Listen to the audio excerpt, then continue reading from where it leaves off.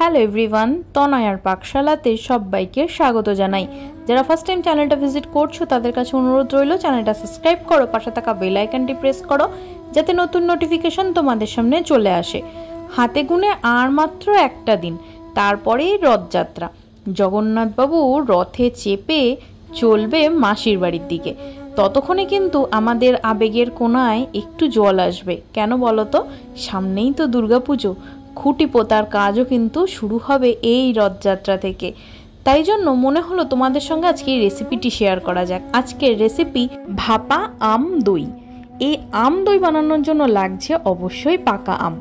এবার দেখো, এখানে আমগুলোকে মধ্যাকথা ছাড়িয়ে নিয়ে এর যে পাল বা ভেতরের আমরা যে আমটা খাই সেই অংশটা, যেটাই বলি না কেন, সেটাকে আমাদের মধ্যাকথা স্টক করতে হবে। এইভাবে কেটে হোক বা চামচের মাধ্যমে হোক বা খোসা ছাড়িয়ে বটিতে যে করেই হোক না কেন, আমের থেকে এই পিউরিটা আমাদের নিতে হবে। তবেই তো আমরা আম দইটা বানাতে পারবো, তাই নয় কি বলো? আর রথ মানেই কিন্তু এই যে বললাম, আমাদের বাঙালির একটা নতুনত্ব আবেগ কিন্তু সূচনা করে, কারণ এই সময় থেকেই শুরু হয় দুর্গাপুজোর খুঁটি পুজো।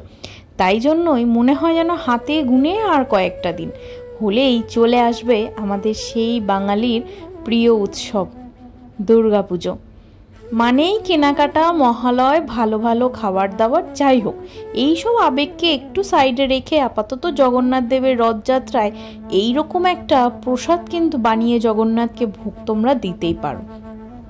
4টে মতন আম আমরা কেটে নিয়েছিলাম।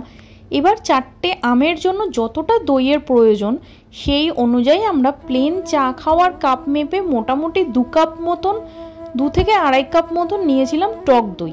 সেই টক দইটাকে এইভাবে একটা ন্যাকড়ার মধ্যে, সাদা রঙের ন্যাকড়ার মধ্যে সুতির কাপড়ে আমরা কিন্তু দইটাকে এইভাবে ছেনে নেব। তোমরা চাইলে কিন্তু এমনি যে ফুটো করা যে জালি ছাঁকনি থাকে তোমরা তার মধ্যেও করতে পারো। দেখো, এখানে কিন্তু দই থেকে প্রচুর পরিমাণে জল বার হবে। তারপরে কিন্তু এই দইয়ের যে একটা টক ব্যাপারটা, এই জলটা বেরিয়ে গেলে অনেকখানি কমে আসে। তাই জন্য কোনো রঙিন কাপড় ব্যবহার না করে এইভাবে সাদা রঙের কাপড় দিয়ে কিন্তু তোমরা চাইলে এইভাবে তোমরা জলটা বের করে নিতে পারো। এক্সেস জল বেরিয়ে যাওয়ার পর দেখো, দেখে মনে হচ্ছে যেন প্লেন ছানা, নইলে অনেকখানি পনিরের মতন কতটা শক্ত হয়ে গিয়েছে। এই জলটার জন্যই কিন্তু অনেক সময় টক দইতে বেশ টক টক ব্যাপার লাগে, আর অনেক কিছু কিন্তু কেটে যাওয়ারও একটা প্রবণতা সৃষ্টি করে। যাই হোক, এবার দেখো এটাকে কিন্তু আমরা এরকম হ্যান্ড ব্লেন্ডার, যেটাই বলি না কেন, সেই হ্যান্ড ব্লেন্ডার দিয়ে কিন্তু খুব ভালো মতন ব্লেন্ড করে নিতে হবে। মিষ্টির জন্য এখানে আমরা চিনি ব্যবহার করলাম না, ব্যবহার করলাম কনডেন্স মিল্ক।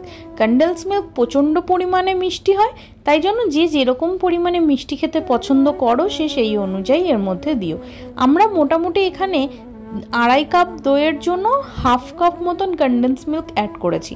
তোমরা যদি একটু মিষ্টি বেশি খেতে পছন্দ করো বা কম, তোমরা সেটা অ্যাডজাস্ট করে দিও। তোমরা যে এখানে শুধু কনডেন্স মিল্কই অ্যাড করতে পারবে এমন কোনো ব্যাপার নয়, চাইলে চিনির গুঁড়োও অ্যাড করতে পারো।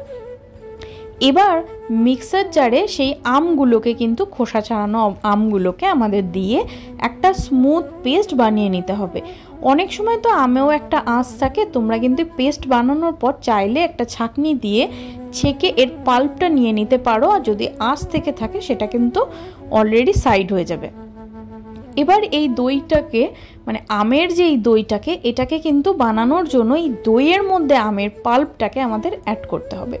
একটু একটু করে দিয়ে কিন্তু সম্পূর্ণটা দেখো এইভাবে কিন্তু ঘেটে নিতে হবে। এখন তো মার্কেটে লাল আম পাওয়া বেশ দুষ্কর, তোমরা চাইলে কিন্তু এটাকে একটু হালকা রেড কালার, মানে অরেঞ্জ শেড আনার জন্য চাইলে ফুড কালার দিতে পারো, নইলে ন্যাচারালি এরকম একটু হলদে হলদে থাকলে কোনো চাপ নেই। যাই হোক, এবার দেখো একটা বাটির মধ্যে বাটার পেপার থাকলে ভালো, নইলে প্লেন খাতা কেটে একটুখানি রিফাইন অয়েল, এর মধ্যে রিফাইন অয়েল না দিয়ে আমার মতে বলে বাটার দিতে পারো। ঘি দিও না, তবে একটা অন্যরকম স্মেল আসে, সাদা তেল দেওয়া যেতে পারে, দিয়ে কিন্তু বাটার পেপার তৈরি করে নিতে পারো। আদারওয়াইজ সেটাও দেওয়ার দরকার নেই, প্লেন একটা কাগজ এইভাবে দিয়ে তোমরা কিন্তু ওপর থেকে এইভাবে দিতে পারো, দিয়ে যে কোনো বাটির মধ্যে এটা কিন্তু সেট করতে পারো। কড়ার মধ্যে দেওয়া হয়েছিল পরিমাণ মতন জল খুব ভালো গরম হলে এখানে কিন্তু আমরা একটা উঁচু কোনো কিছু দিয়ে তার উপরে এটাকে বসিয়ে তারপর ঢাকনা দিয়ে ঢেকে অন্তত 10 থেকে 15 মিনিট অপেক্ষা করব। তোমরা চাইলে মিষ্টির দোকান থেকে হাঁড়ি এনে, মাটির হাঁড়ি এনেও কিন্তু দেখো আমরা সাইডেও কিন্তু সেমভাবে করেছি।